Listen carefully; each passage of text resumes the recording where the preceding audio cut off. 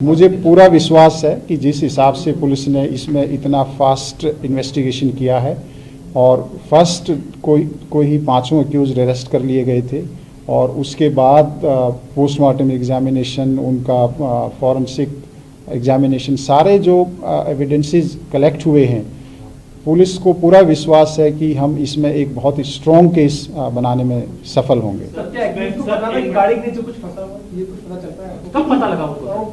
देखिए, जो पुलिस एक निष्कर्ष पर पहुंची है, जो एविडेंस के आधार पर, इंटरोगेशन के आधार पर, और जब हम 304 का केस अभी धारा इस पे लगी हुई है, तो 304 का मायने ये होता है कि अक्यूज्ड को या किसी भी जो भी क्रिमिनल आदमी है जिसने कोई क्राइम किया है, कि उसको नॉलेज होती है कि अगर मैं ऐसे गाड़ी को मारूंगा या इसको आगे ले जाऊंगा किसी के ऊपर के इंसान से, तो उसकी डेथ हो जाएगी। तो ये नॉलेज है, इसमें कोई डाउट नहीं है हमारे हिसाब से, और इसीलिए हमने 304 का केस। सर, जो आपने सेक्शंस लगाए एमएससीटी एप्लीकेबल होगा या नहीं?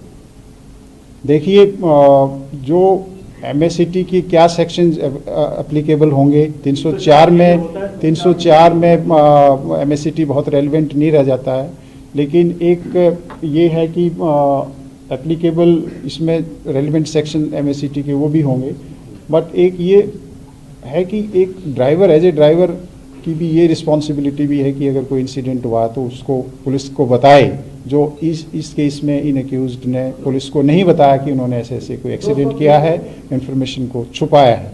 तो जितने भी स्ट्रिक्ट पॉसिबल एक्शंस, एक्ट्स हैं और सेक्शंस हैं, पुलिस वो लगाएगी।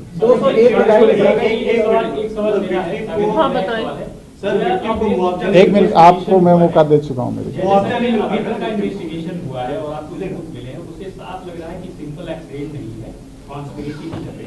तो जो कॉन्ट्राडिक्शन आ रहा है का, वो किस पॉइंट का है और वो किधर की तरफ इशारा कर रहा है? देखिए, इन्वेस्टिगेशन किस तरफ अब जाएगा?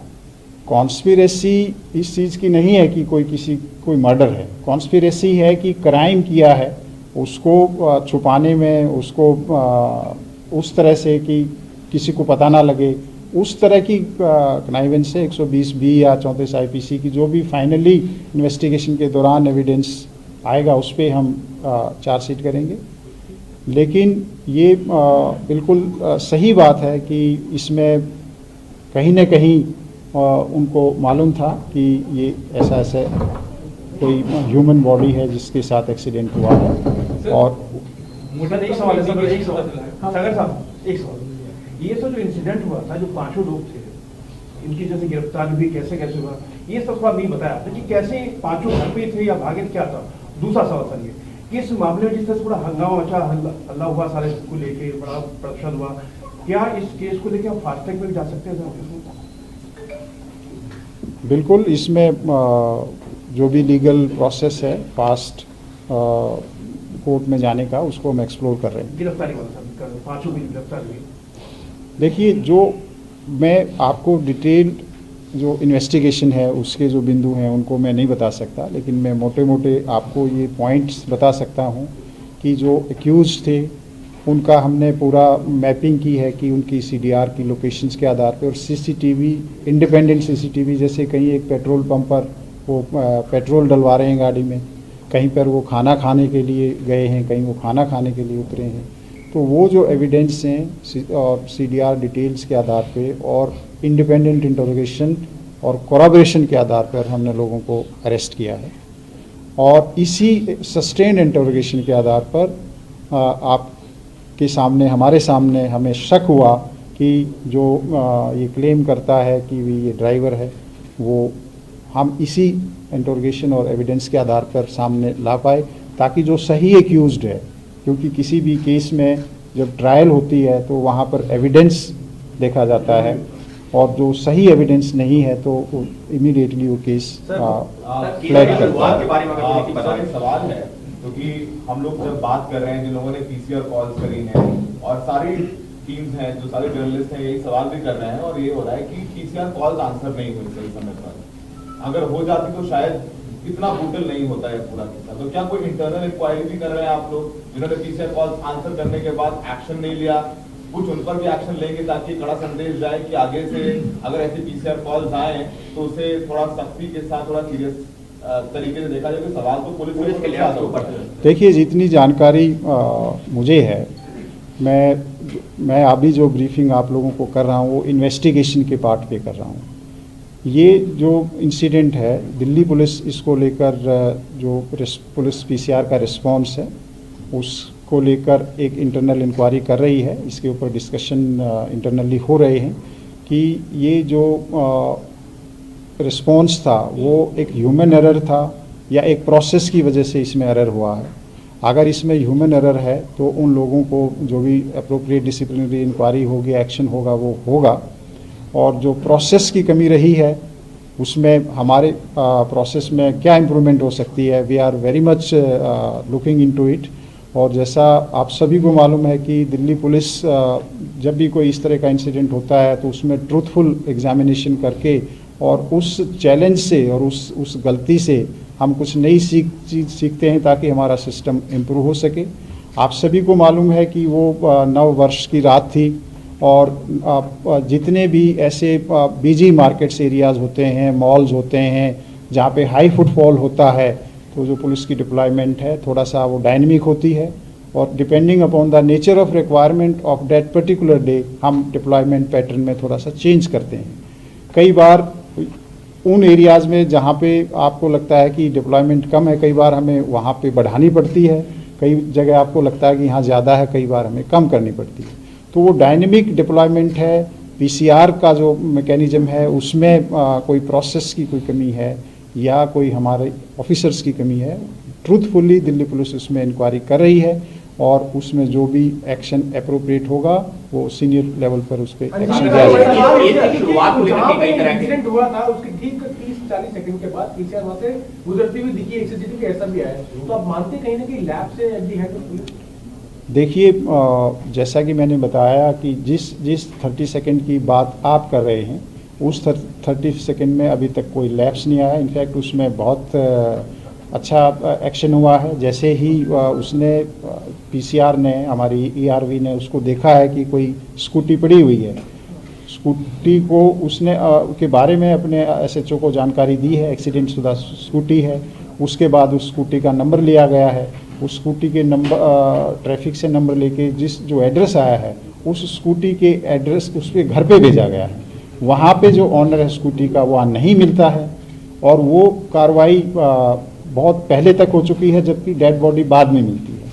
तो ऐसा नहीं है कि पुलिस का रिस्पांस ठीक नहीं था। We were not lucky that day कि वो अगर हमारी ईआरबी थोड़ा सा पहले उसको देख लेती तो प्रोबेबली इस लड़की की जान चली जाती। लेकिन this is beyond human control. जब एक किसी ईआरबी ने देखा ही नहीं तो ये उसको ये कहना कि जी कमी रही है, मैं उस पॉइंट पर आपको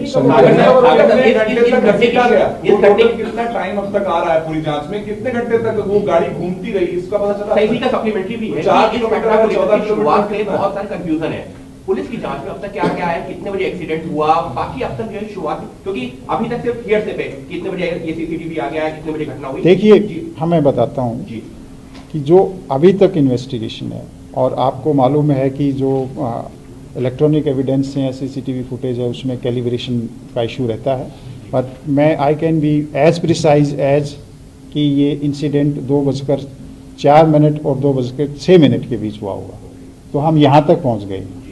मैं ये भी कह सकता हूँ कि 2:05 पे हुआ है, तो आप उससे बहुत आगे पीछे नहीं जा सकते हैं। अगर हम 2:05 मानते हैं तो अगर हम स्ट्रेच करते हैं जबकि बॉडी मिली है कहीं पर एक्चुअली, तो वो 4:15 के आसपास का टाइम है। एग्जैक्ट नंबर टाइम मैं रिमेंबर नहीं कर रहा हूँ। अनफॉर्चुनेटली बॉडी ड्रैग की गई है और वो जो स्ट्रेच है आप सभी को मालूम है वो हरियाणा को जाता है, वो रोड जोनती बॉर्डर है, तो रात का टाइम है, पीसीआर्स हैं वहाँ पर। तो जैसा कि मैंने बताया कि उस रिस्पॉन्स में जो भी अगर हमारे को इम्प्रूवमेंट की कोई गुंजाइश है तो हम उसको इंटरनली स्टडी कर रहे हैं साइंटिफिकली, उसको हम इम्प्रूव करेंगे। और जहाँ कोई ह्यूमन एरर है और कोई है तो उसके ऊपर भी अप्रोप्रिएट एक्शन आशुतोष और अंकुश क्या फरार है? आशुतोष और अंकुश क्या सर फरार हाउ है? Much kilometre she was that? देखिए जो एरिया जो डिस्टेंस है वो लगभग 10-12 किलोमीटर का है, लेकिन कितने किलोमीटर एक्चुअल ड्रैग की मेरे लिए बताना अभी संभव सर, नहीं। One of the footage show 4 men escaping का अभी फरार है, हम ये मान के चलें? क्या? दोनों absconding हैं पुलिस के। आशुतोष और अंकुश या आप लोग की डिटेंशन में है?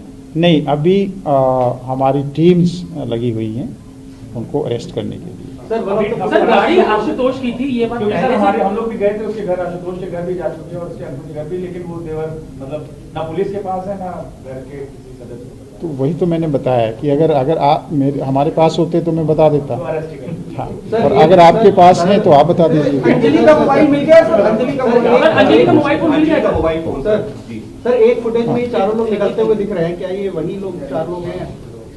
देखिए फुटेजेस इमर्ज हो रही हैं, ठीक है, हम भी उनको एनालाइज कर रहे हैं और उसी के फुटेजेस के आधार पर हमारे जो क्लू हैं वो डेवलप होते हैं या कॉरपोरेशन या कॉन्ट्राडिक्शन होती है।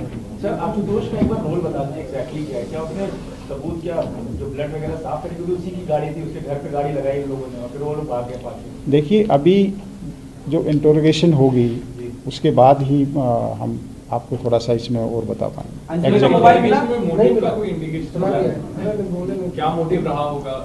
2 घंटे चलती रही गाड़ी, पता था उसके बावजूद। देखिए अब ये बड़ा मुश्किल क्वेश्चन है आपका कि वो जवाब देना थोड़ा सा डिफिकल्ट है। मैंने जैसे कि बताया कि इसीलिए हमने 304 आईपीसी ऐड किया है। सर जो कार पार्क की थी उसके बहुत कम समय में एसएसएफ की टीम वहां पहुंच गई, तो क्या कार से उस वक्त अब आई थिंक अंजलि की दोस्ती पुरानी थी क्या? क्योंकि परिवार ने मना कर दिया कि वो पहले से निधि को नहीं जानते, अंजलि के साथ कोई संबंध नहीं थे, दोस्ती नहीं थी। देखिए मैं इतना कहूँगा कि उनकी दोस्ती कितनी पुरानी थी कितनी नहीं थी वो एक उनका पर्सनल इशू है, मुझे नहीं मालूम, लेकिन जो हमारे पास एविडेंस है मैं इतना कह सकता हूँ कि जैसे 31 का इंसिडेंट है और 29 इसके 20-25 कॉल हो रखी हैं, तो एंड द वेरी फैक्ट कि वो एक स्कूटी पे थी, तो वो फ्रेंड थी या नहीं थी ये मेरे लिए कहना मुश्किल है। निधि सिर्फ एक विटनेस है फिलहाल, निधि सिर्फ एक विटनेस है इस केस में। सर मेरा एक सवाल है कि अमित का भाई क्या अंकुश है या आशुतोष है? सर निधि सिर्फ एक विटनेस है फिलहाल, निधि को एक विटनेस के तौर पर ही देखा गया है, उसके स्टेटमेंट को एज इट इज रिलाई किया गया पुलिस के द्वारा। वो तो कोर्ट में उसकी स्टेटमेंट रिकॉर्ड कराई, that's part of investigation. Thank you.